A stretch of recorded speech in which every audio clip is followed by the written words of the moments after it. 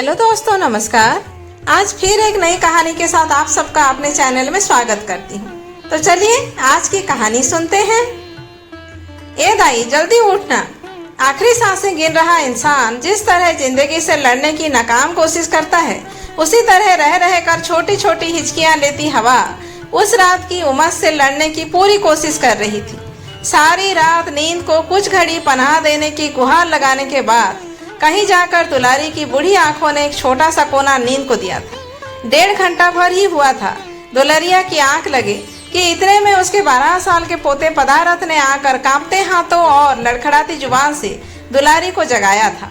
फिर से बचिया खुल गई क्या? बाबू से कहे के नहीं बंधवा सकता क्या, जो मुझे जगाने चला आया? नींद से अपना हाथ छुड़ाने की कोशिश करती हुई दुलारी ने अधजगी आवाज में सवाल किया। मुनमुनिया, जो अभी कुछ ही महीने भर पहले उस बड़े कुबड़ वाली जर्सी गैया के कोख से होती हुई दुलारी के अंगना में आई है, वो हद से ज्यादा शरारती है। खुद से ही खूंटे से बंधी रस्सी छुड़ा लेती है और फिर जब तक दुलारी उसे पुचकारते हुए अपने पास नहीं बुलाती, तब तक वो किसी के हाथ नहीं आती। अजब सा स्नेह है दोनों के बीच। अनर्थ हो गया दाई। पदारथ ने अपने गमछे से अपनी चिमकी हुई आवाज को चीख बनने से रोकते हुए कहा। क्या हो गया, अब बताएगा भी? मेरा मन बैठा जा रहा है। अपनी सिकुड़ चुकी सूती साड़ी का अचरा जो उसके बेसुध सोने की वजह से आवारा घूम रहा था को उसने अपने कंधे पर टिकाते हुए बड़ी बेचैनी के साथ पदारथ से पूछा। धर्मेश्वर बाबा। इसके बाद पदारथ का गमछा भी उसकी सिसकियों के चीख बनने से ना रोक पाया। क्या हुआ धर्मेश्वर को? धर्मेश्वर बाबा के बारे में आधा अधूरा सुनते ही दुलरिया के दिल की गति जैसे कुछ देर के लिए थम सी गई। वो नहीं रहे दाई, हमें छोड़कर चले गए। इसके बाद दुलरिया सुन्न थी और परमेश्वर उसके पैरों में पड़ा चिल्ला रहा था।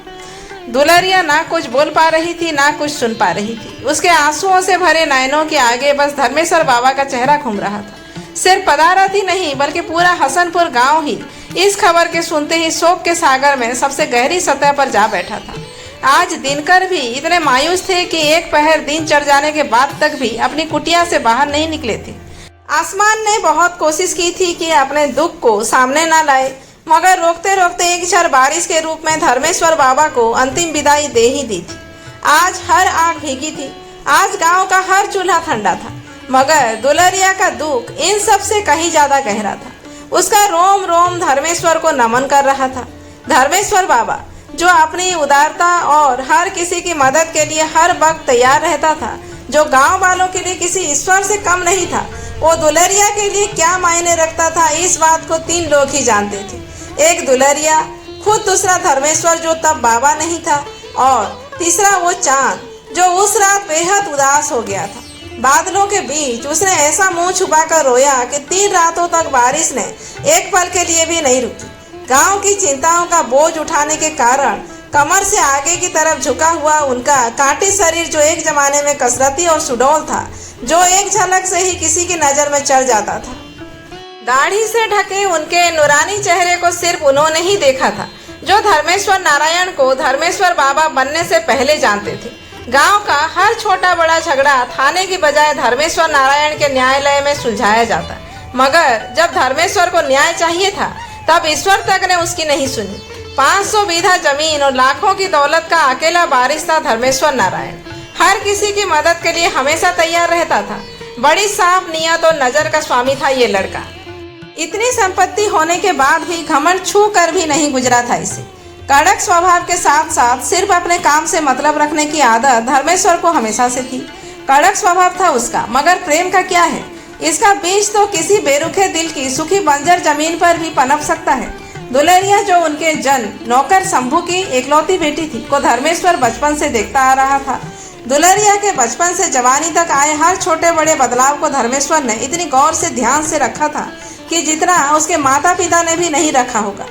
मन ही मन दुलरिया को पूजा करता था धर्मेश्वर, मगर प्रेम में अंधा होकर मर्यादा नहीं भूलना चाहता था वो। इसीलिए आज तक उसने सबको अपने इस प्रेम के फूल की खुशबू तक से दूर रखा था, मगर अब बर्दाश्त की हद थी। जवानी का जोश था और प्रेम के साथ साथ इरादा भी सच्चा और पक्का था। दुर्गा पूजा के मेले में धर्मेश्वर ने दुलरिया की बाह पकड़कर उसे पूजा के पंडाल के पीछे खींच लिया था। ये क्या कर रहे हैं धर्मेश्वर बाबू? घबराई हुई दुलरिया ने हाथ छुड़ाने की कोशिश करते हुए कहा, डरो नहीं दुलारी, दुर्गा मैया के पीठ पीछे खड़े हैं। मन में बुरा इरादा तो दूर, अगर बुरी सोच भी हो तो मैया हमारे प्राण ले ले। बस कुछ बातें हैं, वो सुन लो, फिर चली जाना, और अगर नहीं सुनने का मन तो अभी ये चली जाओ। इतना कहकर धर्मेश्वर ने दुलरिया का हाथ छोड़ दिया। उसका मन यह सोचकर डर भी रहा था कि कहीं दुलरिया सच में चली ना जाए और बाहर जाकर बिना उसका मकसद जाने उसे बदनाम ना कर दे। मगर जब उसके हाथ छुड़ाने के बाद भी दुलरिया अपनी बड़ी आंखों को पलकों के नीचे छुपाए हुए सर झुकाकर खड़ी रही तो धर्मेश्वर समझ गया कि वो अब उसकी बात सुनने को तैयार है। दुलारी, हमको गलत मत समझना, हमारा तरीका भले गलत था मगर हमारे मन में कोई पाप नहीं। बस हमको कोई उपाय नहीं सूझा तुमसे अकेले में मिलने का, तो ये हरकत करनी पड़ी। दुलारी, हम तुमको तब से चाहते हैं जब तुम रोते रोते अपनी आंखों के साथ साथ नाक भी बहा लेती थी। बचपन से आज तक हमने अपने उस दिन को अधूरा माना जिस दिन मुझे तुम नहीं दिखी, मगर हम हमेशा डरते रहे, कभी कह नहीं पाई ये सोचकर कि कहीं तुम गलत न समझो। हम सबको मना लेंगे, बस तुम हमारे प्रेम को स्वीकार कर लो।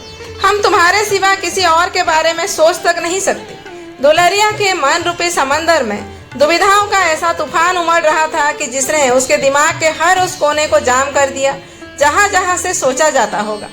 कुछ देर मौन रहने के बाद दुलरिया ने कुछ सोचकर मौन तोड़ा। आपका प्रेम मिलना बड़े सौभाग्य की बात है धर्मेश्वर बाबू, मगर नियति हमारे और आपके मान लेने से नहीं चलती। आपने बहुत देर कर दी धर्मेश्वर बाबू, मेरे पिता ने मेरा विवाह तय कर दिया है, मैं चाह कर भी कुछ नहीं कर सकती। आपकी भी मैंने हमेशा पूजा की है, मगर साथ साथ मन का ये भी समझाया है कि फूस के घर में जमीन पर बिछी चादर महलों के सेज की शोभा नहीं हो सकती। आप अमीर हैं, प्रेम आपके लिए शौक भी हो सकता है, भला आपके शौक के लिए मैं अपनी और अपने बाप की इज्जत को कैसे दांव पर लगा देती। आपको मैंने भगवान मान लिया और साथ में ये भी मान लिया था कि भगवान आलीशान मंदिरों में ही विराजमान रहे तो शोभनीय लगते हैं। मैं गरीब तो बस आपको अपने दिल में ही स्थापित कर सकती हूँ, अपनी मड़ई में नहीं। बचपन से गरीबी को झेलते झेलते दुलरिया के मन में यह बैठ गया था कि अमीर और गरीब दो अलग अलग दुनिया के लोग हैं जो कभी एक नहीं हो सकते। अमीर और गरीब की भूख और जरूरत को नहीं समझ सकता। बस इसी सोच में दुलरिया ने ये सब बोल गई। नहीं नहीं दुलारी, ऐसा ना कहो, पैसा मेरे लिए कुछ भी नहीं है, मुझे बस तुम्हारा साथ चाहिए। धर्मेश्वर बाबू, भरा हुआ पेट बहुत ज्ञानी होता है और भूखे पेट को बस भोजन दिखता है। आपका पेट भरा है, आप अमीर हैं, इसीलिए आपके लिए कहना आसान है कि पैसा आपके लिए कुछ भी नहीं। मैं आपकी जीत बन चुकी हूँ। कल को मुझे पा लेने के बाद जब ये जीत खत्म होगी तो फिर दौलत का नशा बोलेगा। अगर आपके लिए दौलत कुछ ना होती तो गांव में कोई गरीब ना होता। धर्मेश्वर के कोमल मन पर दुलरिया का एक एक शब्द हथौड़े की चोट सा महसूस हो रहा था। धर्मेश्वर मौन सा खड़ा रहा। दुलरिया आंखों में आंसू जो ना जाने किस भाव से निकले थे लिए चली गई। धर्मेश्वर ने उस दिन मन ही मन यह संकल्प ले लिया कि उसकी जिंदगी का बस एक ही लक्ष्य है और वो है जब तक आखिरी सांस बाकी रहे तब तक इस गांव के लोगों का हर दुख दूर करते रहना। उस दिन धर्मेश्वर का मन इतना रोया कि जैसे उसने सारे गांव के आंसू सोख लिए हों। उस दिन के बाद गांव में कोई न रोया। महीने बाद दुलरिया की शादी हो गई जिसका सारा खर्च धर्मेश्वर ने उठाया। कुछ सालों में पिताजी के देहांत के बाद धर्मेश्वर पर घर बसाने का दबाव बनाने वाला कोई न बचा।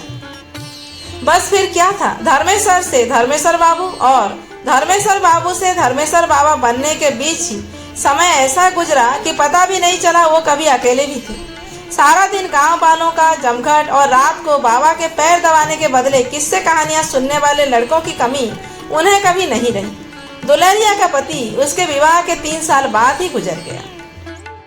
तो दोस्तों, ये थी आज की कहानी। कहानी कैसी लगी कमेंट करके जरूर बताइए। अगर अच्छी लगी तो एक लाइक करें, शेयर करें और ऐसे ही वीडियोज आगे देखने के लिए मेरे चैनल को सब्सक्राइब करना मत भूलिए।